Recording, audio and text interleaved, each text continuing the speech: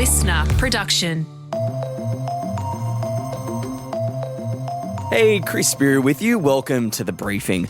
One of our former Deputy Prime Ministers wants out of his political party and could soon be jumping ship, not to the independents on the crossbench, but to Pauline Hanson's One Nation. A lot of people wouldn't know much about the Nationals, but they would know Barnaby. Now, that can be a real hamper for a party, though, who are especially trying to rebuild themselves after such a big loss to the coalition. That deep dive into Barnaby Joyce's latest political move and what it means for the future of the political right in Australia is coming up in the second half of this episode. First, though, let's get into the headlines with Tara Cassidy. It's Tuesday, the 21st of October.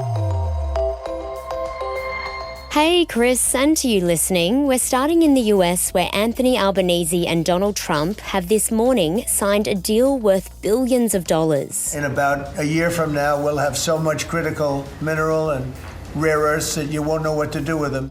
The PM and President have put pen to paper in the White House over a critical minerals deal at a time when China is trying to tighten its control over global supply. The US has a trade surplus with Australia, as you know, and we can continue to take what is every opportunity to improve the relationship even further and make it even stronger. And today's agreement on critical minerals and rare earths is just taking it to the next level. While the full terms of the agreement are yet to be released, Albo says it's part of an $8.5 billion project that's ready to go, with both countries committing to $1 billion each over the next 6 months. For context, these are minerals that Australia has in mines that can be used for a range of things like green energy, minerals that can make phones and can be used in defence, with the US wanting them for the construction of fighter jets specifically. As expected, both the President and PM were pressed on the state of US-Oz relations, especially with tariffs on Aussie goods and steel still in play, and this being their first formal sit-down since Trump returned to the White House. I think he's doing a really good job, and we've had a very good relationship. They really have a great Prime Minister. Thank you. Okay? Was that a good statement? I'll use it in my ads in 28. But there was one Aussie in the room that the President made pretty clear he wasn't too keen on. I don't know anything about him. I mean, if you said bad, then maybe he'll like to apologize. I really don't know. You said bad? Before I took this position, Mr. President. I don't like you either. I don't, and I probably never will. Now, that's Trump speaking to our US ambassador and ex-PM Kevin Rudd there, because he previously had tweeted that Trump was the most destructive president in history who was a, quote, traitor to the West, which is a bit awkward, but poor Kevio 7. Yeah, and look, overall, it was a pretty standard meeting. Albo congratulated Trump on the Gaza peace deal and extended an invitation to Australia, which Trump said he was considering very seriously. Trump said that AUKUS was pressing on and was going ahead with full steam, and that Australia is one of the US's greatest friends. And, he also called an Aussie journo a, quote, nasty guy. So, like I said, Tara, pretty standard stuff and very on brand. Amazon is struggling to fix an outage that's left millions of people without proper access to thousands of websites and some of the world's most popular apps. The outage, linked to a technical issue with the company's cloud services unit, Amazon Web Services or AWS, which accounts for nearly a third of the global market and has affected Telstra and the NBN, as well as Snapchat, Reddit, Canva, Roblox, some UK banks, as well as Amazon and its streaming service Prime. So our Gen Zers and millennials are going to be fretting right now, I think, Chris. Yes, and also our Gen Alphas. Think about Roblox and Fortnite being out. But look, good news. After 9 hours of disruptions, some applications have started to come back online overnight, with the tech companies saying while they are seeing early signs of recovery, they are taking all steps to fix the internal error that caused it. Tech experts this morning saying it's the largest internet disruption since last year's CrowdStrike malfunction, which knocked out tech in hospitals, banks and airports right across the globe. And it's just another reminder of just how vulnerable the world's interconnected technologies are. And look, Tara, I was kind of looking forward to this because I was like, ooh, another outage. Maybe we'll have what we had in 2024 with CrowdStrike, where we all got to go home because nothing was working. But fortunately, everything is working here at the Listener Studios this morning. Authorities are working to contact trace the source of a cluster of rat poisonings in southeast Queensland, which led to 5 people being hospitalised, including a young child. It's believed the patients all ingested rat poison somewhere in Logan before presenting to different hospitals with symptoms over the last week.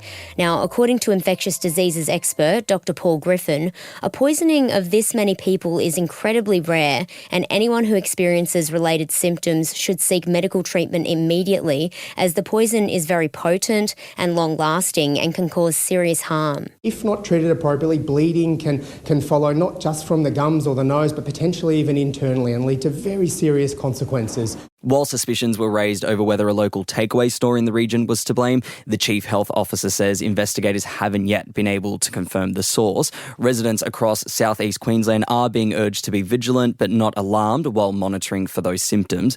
We do have an effective treatment using vitamin K, but how long a patient might need it varies. Meanwhile, the Chief Health Officer says if the incident does become a larger scale risk to public health, an alert will be sent out. One Australian state's cracking down on protesters that hide behind masks while turning to violence, burning flags and causing chaos, disruption and threats to public safety. During separate March for Australia and counter-protests in Victoria over the weekend, a small group of what police labelled left-wing issues-based protesters turned up and began throwing rocks, bottles filled with shards of glass and rotten fruit at police. 2 officers were hospitalised, one with a broken hand and another with a wounded leg. Authorities were later accused of using excessive force after using things like pepper spray and rubber bullets. However, Victoria's Police Minister and other high-up police have slammed that claim and backed the response. They say it was warranted given the violent behaviour officers were being met with. And now the state government's gone a step further, announcing it's introducing fresh laws to Parliament in coming weeks that will also prevent protesters from wearing face masks at protests or locking, chaining or gluing themselves to structures. The government says it's necessary as masks are often being used to shield the identities of agitators of the violent and threatening behaviour happening at these protests. Yeah, and I don't know about you, Chris, but I tend to agree with them here. I mean, this is purely based on the information we have. We were not at these protests, but I just don't think there's ever an excuse to get violent and start throwing large, like half brick-sized rocks and shards of glass at police. And I also hate every time I see flags of like any kind getting burnt. I just don't think that's how the majority of the public feels. And it's this type of like violent and threatening behaviour at protests that I think actually dilutes the overall message that the rest of the protesters are often trying to get across. But it's these smaller groups that are more extreme that then piggyback. And look, I am usually very sceptical when police seize on moments like this because it feels like them trying to get a hold on the narrative and do some positive PR to distract away from some pretty heinous stuff. But look, I do agree with your point. I think, what's happened here is a real distraction from the message of these protests. Whether it was the March for Australia protest or the counter-protest, both have messages that they want heard, and unfortunately those messages aren't being heard today. We're talking about all of this instead. Naughty Bailey Smith. He's back in the headlines again, Chris, this time getting a blunt warning from the AFL, who's told him to peel back his controversial social media posts or face punishment. Yeah, the Geelong Cat star has been in the thick of it lately for a string of incidents and sprays largely involving the media. Without getting too nitty-gritty, basically there's been a few occasions he's shared posts about a football journalist, Caroline Wilson from The Age, or Caro, who's been critical of him in her coverage. Yeah, but in response then, Bailey's kind of dealing with that has been a bit problematic. In posts, he's suggested he supports her getting verbally abused, and another post he made a sexual joke using emojis that I did see and frankly was quite sexist and gross. But he's also had to apologise for verbally abusing another female photographer, and he's always flipping the bird to the media. And so there's just been small incident after small incident, and basically the AFL said they had enough. And I don't know, devil's advocate here, I don't necessarily like or agree with what he's doing, but I also can't imagine what it's like for players to just constantly be in the spotlight of the media and public scrutiny, getting criticised. It would be really hard, and I do think we as the media also take it too far sometimes as well. So I just think both ways, like no one needs to get grubby. No one go low. Let's all go high. Yeah, and look, at the end of the day, it takes away from the game, which fans just, at the end of the day, just want to watch. But look, what do you guys think about all of this? Should players have more freedom with their social media use, or is it good that the code's cracking down here? Let us know. We'll pop a prompt up in our broadcast channel Behind the Briefing on our Instagram @The Briefing Podcast. That is it for our headlines for today. Coming up next is my deep dive, looking into Barnaby Joyce's latest political moves. He's hinting at joining forces with Pauline Hanson. Is it legit? Is it a stunt? Stick around, that deep dive is coming up for you next.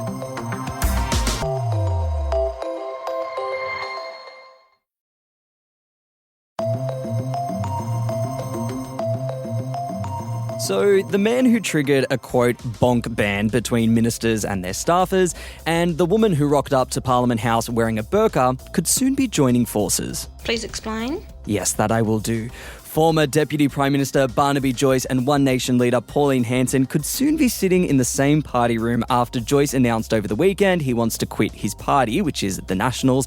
He says he won't recontest his regional New South Wales seat of New England, paving the way for him to run as a senator, potentially on the One Nation ticket at the next federal election in 2028. So, what's kicked all of this off, and how do other outspoken right-wing coalition senators like Jacinta Nampijinpa-Price and Matt Canavan come into the mix? Dr Jill Sheppard is a politics expert from the Australian National University, and she joins me now. Jill, welcome to the briefing. Any surprises over what we've seen unfold over the last few days? What a weekend. On Friday afternoon, we were all convinced Barnaby was quitting the Nationals and going to defect immediately to One Nation, maybe to take over the party or not, just to work with Pauline Hanson. That was unclear at the time. Over the weekend, he's walked that back a little bit, and as of Monday, seems to be the position that he may or may not leave the Nationals. I think he's taking soundings from the Nationals at the moment. He seems to quite like his colleagues begging him to stay, and Pauline Hanson has been fairly quiet on the matter. She seems to have a list of Nationals that she'd quite like to defect, but whether anyone else beyond Barnaby is actually interested is still up in the air at the moment. Yeah, and we'll get to some of that list in a moment, but I guess my question for you is, why now, and does it just have to do with net zero? Look, I think there is a lot of pressure on the coalition with regards to how well One Nation is polling now.